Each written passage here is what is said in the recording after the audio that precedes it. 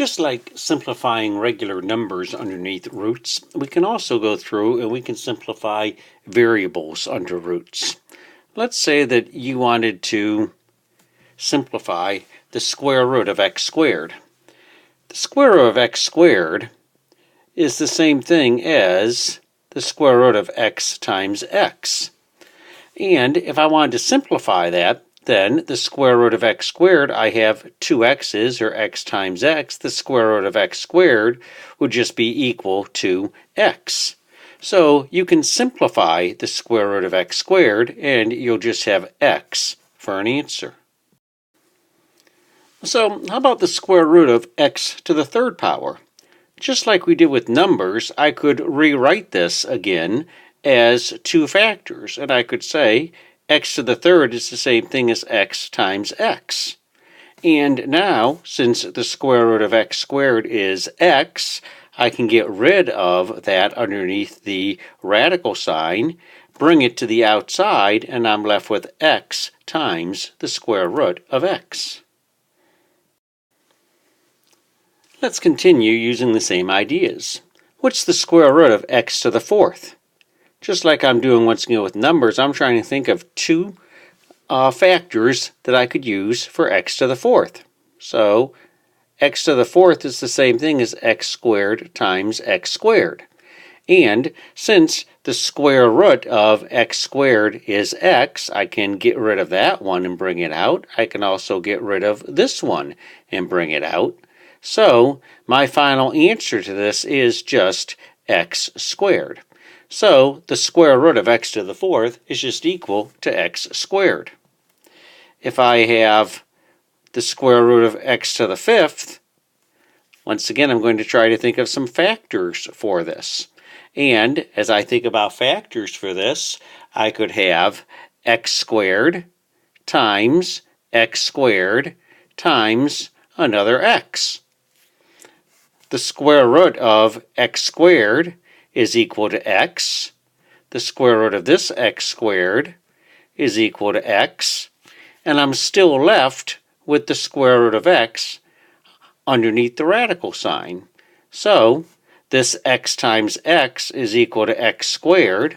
So my final answer is x squared times the square root of x. I want to continue this with three more examples. Let's say I want to know what is the square root of x to the sixth.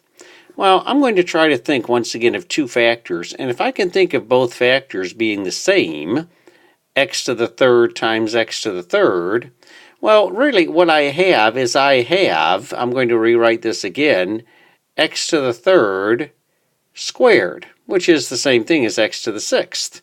Well, the square root of x to the third squared is just equal to x to the third. So the square root of x to the sixth is just x to the third, because x to the third times x to the third is equal to x to the sixth. For the second one, when I have the square root of x to the seventh, I'm trying to rewrite this as two factors. And notice, I'm going to rewrite it as x to the sixth times x. The reason I'm doing that is because then I can take half of this x to the sixth. The square root of x to the sixth is that x to the third. So I get x to the third square root of x, which is what x to the seventh is equal to. When I have the square root of x to the eighth, I'm trying to think of two factors of x to the eighth. And if they're both the same, like x to the fourth times x to the fourth, the square root of that would just be one of them. So I can take both of those out. I'm just left with x to the fourth. Notice that as we do that, if this is an even number, if the exponent is an even number, I can just take half of it if I'm taking it to the square root. I'm going to put a little 2 there. I can just take half of it. I did the same thing with x to the sixth. It was a even number, so I just took half of that, and I got my x to the third. So if you were given something like, what is the square root of x to the 16th? I'm just going to take half of that 16, and I'm going to get a final answer of x to the 8th. So let's combine the ideas that we've been talking about. Here I have the square root of 18 x to the 3rd. So I have a number, and then I also have a variable. So what I'm going to do is I'm going to rewrite this. That 18, I'm going to try to think of two numbers I can multiply together to get 18, one of them being a perfect square. 9 times 2 would work. The x to the 3rd, I'm going to try to think of two factors of x to the 3rd, and one of them I hope has a even exponent. So I'm going to go x to the 2nd times x. Now, when I go through, the square root of 9 is equal to 3, so I'm going to bring a 3 on the outside and get rid of the 9. The square root of x squared is equal to x, so I'm going to get rid of the x squared and bring x to the outside, and I'm still left underneath the radical sign with a 2x. So my final answer is 3x times the square root of 2x. Here's another example. The square root of 80 x to the 7th, y to the 5th, z to the 4th. As with all the other problems, I'm going to try to break this up. I'm thinking of two numbers I can multiply together to get 80, with one of them being a perfect square. 16 times 5 is equal to 80, and 16 is a perfect square. For x to the 7th, I'm trying to think of two factors, and I want one of my exponents to be even. So I'm going to go x to the 6th times x. And notice I'm using the highest even number that I can use. For y to the 5th, I'm going to rewrite that as y to the 4th times y. And for z to the 4th is already an even exponent. I'm going to keep that as z to the 4th. Now when I go through, I have the square root of that 16, so I'm going to go through with that, and I'm going to get rid of the square root of 16 and bring that to the outside, leaving me with a 4. I'm going to do the same thing with the square root of x to the 6th.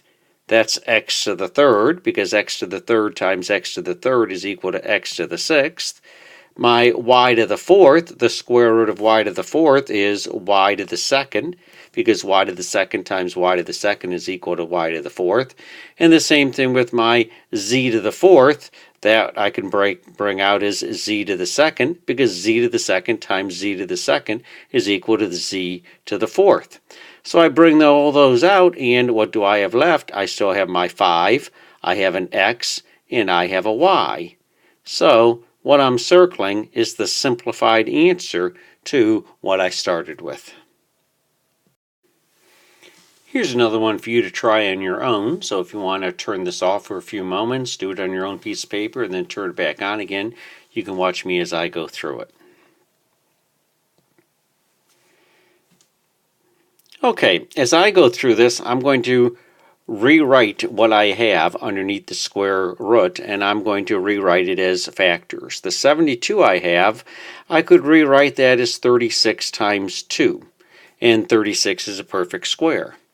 X to the 3rd I'm going to rewrite, and I'm going to rewrite as x squared times x, because I want an even exponent here.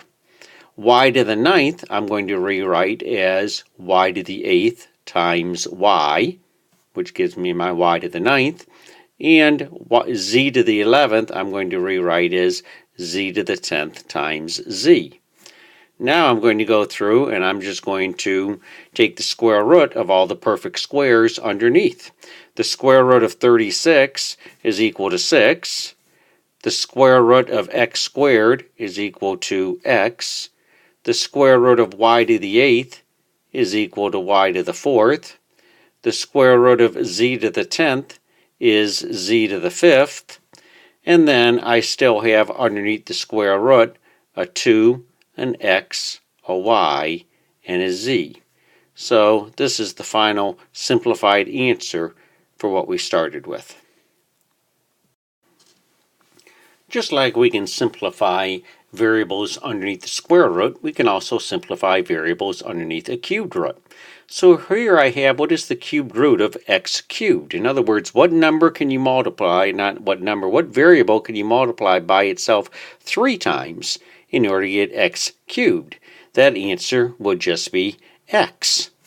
If I wanted to know what is the cubed root of x to the 4th, I'm going to rewrite this one so that I have the cubed root of x cubed, because I know the cubed root of x cubed is equal to x times x.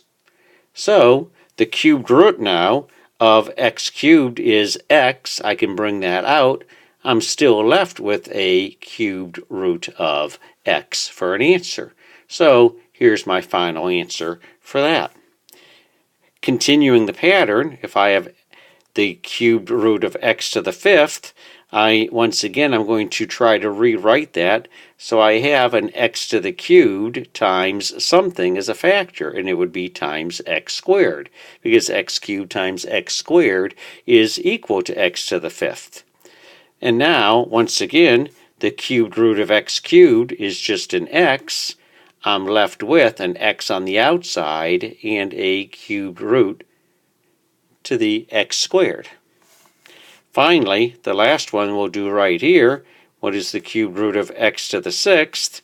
The cubed root of x to the 6th, I could, if I wanted to, I could rewrite that as x cubed times x cubed, because x cubed times x cubed is equal to x to the 6th. And now you know that the cubed root of x cubed is just x. The cubed root of this x cubed is just x. So we get a final answer of just x squared. One thing to notice with this is that because this is a cubed, you could really just divide. Notice if I divide 6 divided by 3, I get 2, which is the answer. It's x squared.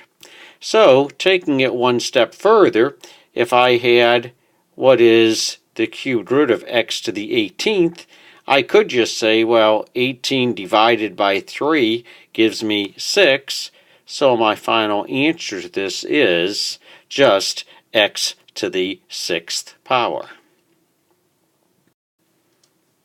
It might make sense for you to say to yourself, well, x to the 6th times x to the 6th times x to the 6th gives me that original x to the 18th that I had underneath the cubed root. And remember, cubed root, I'm trying to figure out what can I multiply by itself 3 times to get what I have underneath that square root, underneath that cubed root, and the answer was x to the 6th.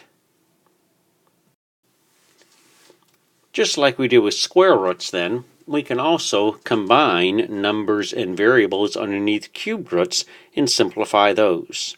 So here I have the cubed root of 48p to the 9th. So I'm going to go through and I'm going to rewrite this. I have this 48. I'm trying to think of 2 numbers I can multiply together to get 48, one of them being a perfect cube. And 8 times 6 would work. And 8 is a perfect cube because 2 times 2 times 2 is going to give me that 8. When I have my p to the 9th, I'm trying to think of what can I multiply by itself 3 times to get p to the 9th. Well, it'd be p to the 3rd times p to the 3rd times p to the 3rd if I wanted to write it out as factors. Now, when I go through, the cubed root of 8 is equal to 2, so I can get rid of the 8 and bring out a 2. I have p to the 3rd, p to the 3rd, p to the 3rd, so I can get rid of those and bring those out, so I have a p to the 3rd, and I still have left on the inside the cubed root of 6. So my final answer is 2p to the 3rd times the cubed root of 6. As you're doing your homework problems, you'll see that you can also have problems like this, but also deal with fractions. In this particular one, I have a fraction underneath that cubed root. There are several ways to go through and do the problem, but one way to go through and do the problem is first of all to rewrite it as a cubed root over a cubed root. So I could break this up as the cubed root of 8x to the third power over the cubed root of 27x to the sixth power. Now I'm just going to work on just simplifying this. The cube root of 8x to the third power, well, the cube root of 8 is equal to 2, so I can get rid of the 8 and bring out a 2. The cube root of x to the third is just x, so the cube root of my numerator is just 2x. If I do the same thing to the bottom, the cube root of 27 is equal to 3, so I can get rid of the 27 and bring out a 3. The cubed root of x to the sixth is x to the second power, so I can get rid of that. So now I have 2x over 3x squared. If I get to this point, just remember you need to simplify this as much as you possibly can. And I have a common x in both the numerator and the denominator. So I can get rid of an x in the numerator, I can get rid of an x in the denominator. So my final answer to this problem is 2 over 3x. The last idea in this section is the idea of rationalizing the denominator. There is a rule in math that says that you cannot leave a radical in a denominator when you have a fraction. So, if you were given the square root of 9 over the square root of 5, there's nothing I can really do with that square root of 5. I can go through and I can simplify the square root of 9. The square root of 9 is equal to 3. So I'm left with 3 over the square root of 5. And as I say, there's nothing I can really do with that square root of 5. But I'm not allowed to leave a radical in the denominator. One way to go through is to rationalize the denominator. In order to rationalize the denominator, what I'm going to do is I am going to take my fraction, which is 3 over the square root of 5, and I'm going to multiply it by the square root of 5 over the square root of 5. The reason I'm doing that is because the square root of 5 times the square root of 5 is equal to the square root of 25. And the square root of 25 is equal to 5. Now I don't have a square root in the denominator of my fraction. I do still need to multiply the top numbers. So I have 3 times the square root of 5, which I'm just going to transfer over, so it's over 5. So my final answer is 3 times the square root of 5 over 5. Here's another example. Square root of 5 over the square root of 11. There's nothing I can do with those, but I cannot leave a square root in the denominator. So I'm going to rationalize it. By rationalizing it, I'm just going to multiply it by exactly what it was, the square root of 11 times the square root of 11. Whatever I do to the denominator, I need to do to the numerator. Now, the square root of 11 times the square root of 11 is just equal to 11, because 11 times 11 is 121, and the square root of 121 is equal to 11. On the top, I have the square root of 5 times the square root of 11. Well, just like we were breaking them apart, we can also put them back together again. So, I have the square root of 55 over 11, which is the final answer after rationalizing the denominator. Here's one more example. The square root of 5m squared divided by 2. That division by 2 is underneath that radical sign, so I can't have that. So I'm going to go through first of all, and I'm going to rewrite this as the square root of 5m squared over the square root of 2. Now I'm going to go through and start to rationalize the denominator, so I'm going to multiply both the top and the bottom by the square root of 2.